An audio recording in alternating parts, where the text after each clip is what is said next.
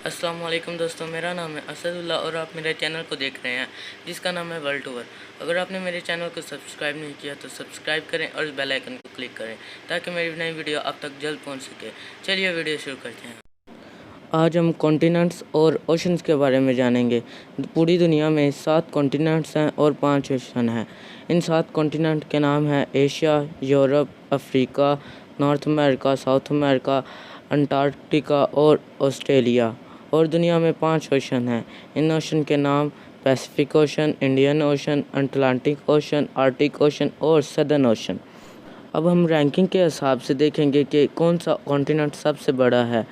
सबसे बड़ा continent Asia है, उसके बाद अफ्रीका, फिर नॉर्थ अमेरिका, साउथ अमेरिका। इसके बाद 3 कॉन्टिनेंट्स रह जाते हैं, अंटार्कटिका, यूरोप और ऑस्ट्रेलिया। इनमें सबसे बड़ा अंटार्कटिका है, आप इस पिक्चर में देख सकते हैं। इसके बाद यूरोप और इसके बाद ऑस्ट्रेलिया। आप देख सकते हैं यूरोप और एशिया बिल्कुल साथ साथ हैं। इनके दरमियान बाउंड्री ओराल माउंटेन बनाते हैं। इसके बाद ओराल रिवर यहाँ से फ़्लो करता है जो इनके दरमियान बाउंड्री बनाता है और बाद में वो कैस्पियन सी में जा गिरता है। अब हम पॉपुलेशन के हिसाब से देखेंगे कौन सा कॉन्टिनेंट सबसे बड़ा है।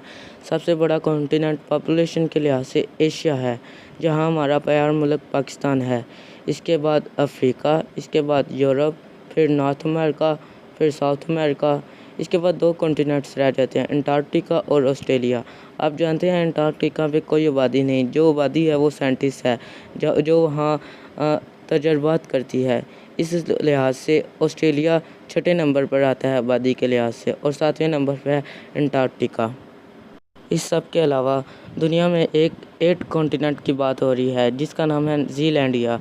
आप देख सकते हैं ऑस्ट्रेलिया के नीचे कुछ हिस्सा खाली है, यहाँ वो कॉन्टिनेंट है जो पानी के अंदर धंसा हुआ है। 2017 में साइंटिस्ट ने ये दरियाफ्त किया था। आपको मैं इसकी पिक्चर दिखाता हूँ। ये देखिए, ये है ज़ीलैंडिया जो कि पानी के अंदर धंसा हुआ है और कहा जाता है कि अगर पानी की सतह नीचे चली जाए तो ज़ीलैंडिया पानी के ऊपर आ जाएगा। ज़ीलैंडिया का एरिया 6% पानी के ऊपर है और 94% पानी के नीचे है। इस 6% में एक मुल्क है जिसका नाम है न्यूजीलैंड, जो ज़ीलैंडिया के ऊपर बसा हुआ है। मगर साइंटिस्ट कह रहे हैं कि इसको कॉन्टिनेंट ना कहा जाए बल्कि इसे मैक्रो कॉन्टिनेंट कहा जाए, क्योंकि ये बाकी लैंड मासेस से बहुत छोटा है, यानी बाकी कॉन्टिनेंट से बहुत छोटा है। जैसे कि ग्रीनलैंड को कहते हैं मैक्रो कॉन्टिनेंट। मगर कॉन्टिनेंट की प्रॉपर डेफिनेशन नहीं। लोग कहते हैं साउथ अमेरिका और नॉर्थ अमेरिका एक ही कॉन्टिनेंट है, और जैसे कि यूरोप, एशिया और अफ्रीका तीनों साथ जुड़े हुए हैं।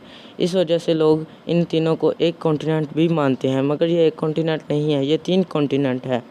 ये इसलिए बनाया गया है कि लोग एग्जैक्ट लोकेशन देख सकें। इस वजह से इन्हें अलग-अलग कॉन्टिनेंट्स में तकसीम किया गया है, डिवाइड किया गया है, ताकि एग्जैक्ट लोकेशन जल्द से जल्द पता चल सके। अब हम स्मॉल आइलैंड्स के बारे में जानेंगे। सबसे पहले हम ग्रीनलैंड को देखेंगे। ग्रीनलैंड नॉर्थ पोल के बहुत ज़्यादा पास है, तो यहाँ बहुत ज़्यादा ठंड है और इसकी पॉपुलेशन 56,000 है। मगर ये दुनिया का सबसे खूबसूरत तरीन मुल्क है। अगर आप यहाँ विज़िट करना चाहते हैं तो ज़रूर जाएं और यहाँ की खूबसूरत पहाड़ ज़रूर देखें। ग्रीनलैंड किंगडम ऑफ डेनमार्क का पार्ट है, यानी डेनमार्क का पार्ट है ये। अब जो सेकंड नंबर पे आइलैंड रहता है वो है न्यू गिनी आइलैंड। ये ऑस्ट्रेलिया के बिल्कुल ऊपर है। चलिए थोड़ी जूम करके इसे देखते हैं। ये देखें दोस्तों, आप न्यू गिनी आइलैंड में देख सकते हैं एक लाइन है। इस लाइन का मतलब है एक तरफ इंडोनेशिया है और एक तरफ है न्यू पापुआ गिनी। ये एक मुल्क है। दुनिया का तीसरा बड़ा आइलैंड है बोर्नियो। चलिए डिटेल मैप देखते हैं। ये देखें, बोर्नियो आधा मलेशिया का है और बहुत बड़ा हिस्सा इंडोनेशिया का है। इंडोनेशिया दुनिया की सबसे बड़ी आइलैंड कंट्री है, आइलैंड कंट्री। इसके अलावा इस आइलैंड में बहुत छोटा सा हिस्सा एक मुल्क का है जिसका नाम है ब्रुनाई दारुल इस्लाम। ये एक इस्लामी मुल्क है। अब हम मेडागास्कर को देखेंगे। मेडागास्कर दुनिया का चौथा बड़ा आइलैंड है, और दुनिया की दूसरी बड़ी कंट्री है, आइलैंड कंट्री है। अब हम वर्ल्ड के 5वें बड़े आइलैंड के बारे में जानेंगे। इसका नाम है बिफ आइलैंड। ये कनाडा का पार्ट है। अगर आप जूम करके देखें तो ये है कनाडा और ये है बूफ आइलैंड। दोस्तों, अब हम ओशंस के बारे में जानेंगे। दुनिया में 5 ओशन है: Pacific ocean, Atlantic ocean, Indian ocean, Arctic ocean और सदर ओशन। इनमें सबसे बड़ा ओशन पैसिफिक ओशन है और हम पैसिफिक ओशन को जानेंगे। चलिए डिटेल मैप देखते हैं। पैसिफिक ओशन की बाउंड्रीज 5 कॉन्टिनेंट के साथ जुड़ती हैं: north America, south America, Australia, Asia और अंटार्कटिका हैं। अब हम अटलांटिक ओशन के बारे में जानेंगे। अटलांटिक ओशन को डिटेल मैप में देखते हैं। ये लिए अटलांटिक ओशन की बाउंड्रीज 5 कॉन्टिनेंट के साथ जुड़ती हैं। इनमें north America, south America, Antarctica, Africa और यूरोप वगैरह शामिल हैं। इसकी शेप एस है। अब हम इंडियन ओशन के बारे में जानेंगे। इंडियन ओशन को डिटेल मैप में देखते हैं। इंडियन ओशन में 2 सीज आते हैं: अरेबियन सी और बे ऑफ बंगाल। इसकी बाउंड्रीज 4 कॉन्टिनेंट के साथ जुड़ी हुई हैं: अफ्रीका, एशिया, अंटार्कटिका और ऑस्ट्रेलिया हैं। और इसी इंडियन ओशन में हमारा प्यारा मुल्क पाकिस्तान भी आता है। पाकिस्तान जिंदाबाद। अब हम आर्टिक ओशन के बारे में जानेंगे। चलिए डिटेल मैप देखते हैं।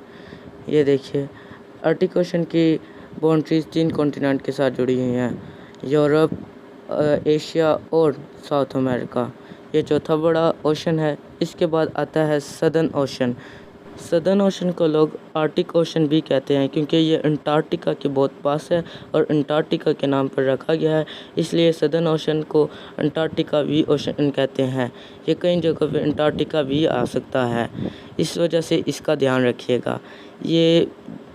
इसकी बाउंड्री सिर्फ अंटार्कटिका के साथ लगती हैं। चलिए डिटेल मैप देखते हैं। ये देख सकते हैं आप, ये अपने एक गोल दायरा बनाता है अंटार्कटिका के दरमियान, इसलिए इसे अंटार्कटिका ओशन भी कहते हैं। दोस्तों, अगर आपको मेरी ये वीडियो पसंद आई है तो लाइक करें और शेयर करें, और अगर आपने मेरे चैनल को सब्सक्राइब नहीं किया तो सब्सक्राइब करें ताकि मेरी नई वीडियो आप तक जल्द से जल्द पहुंच सके। इसके अलावा मैंने सेंट्रल एशिया के ऊपर एक वीडियो बनाई हुई है, आपको इसका लिंक डिस्क्रिप्शन बॉक्स में मिल जाएगा, ज़रूर देखिएगा। बहुत मेहनत की है और बहुत अच्छी बनाई है। ध्यान रखिएगा और खुदा हाफिज़।